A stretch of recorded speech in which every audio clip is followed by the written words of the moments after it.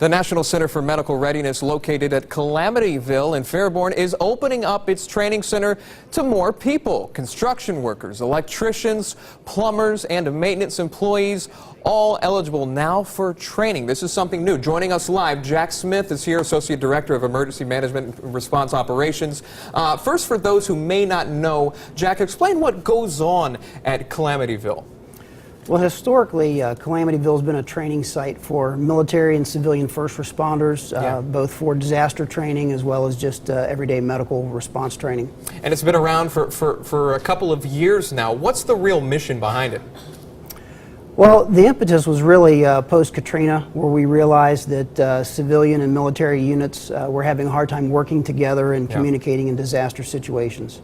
Typically, when we talk about Calamityville and the response training that you do offer, it's offered to local first responders and right pat employees. But now, and this is the change, you're opening it up to more. Who are they that you're opening it up to, and why are you doing it?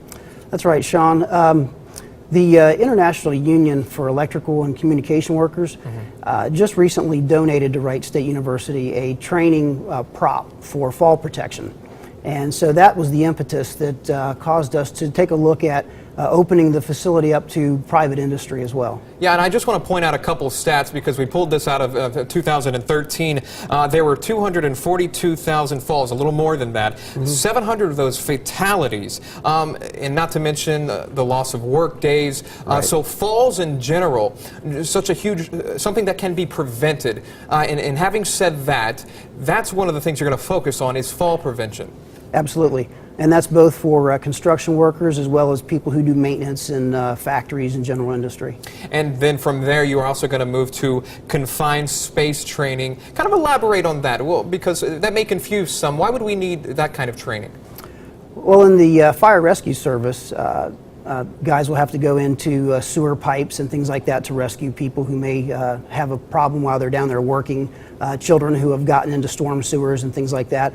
In the general industry setting, workers have to go in and clean bins and pits and things like that. And so those confined space areas, we have some of those training props out at Calamityville to be able to open that up for civilian industry guys as well. You've been doing this program for several years now. Again, you're opening it up to a variety of folks now, a variety of different fields of study that they're going to be able to come and participate. When the guys go through this training, what kind of response are you seeing from them? Do you see that they have really learned something? They've taken away something from Calamityville?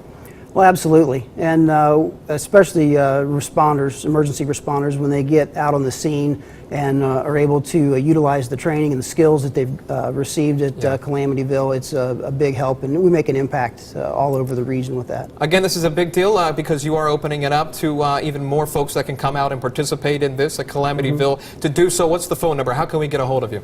It's 937-775-7625, or they can just Google Calamityville. Google Calamityville, and you'll find everything you need, or call that number right there on your screen, Jack. Thanks so much. Sure thing.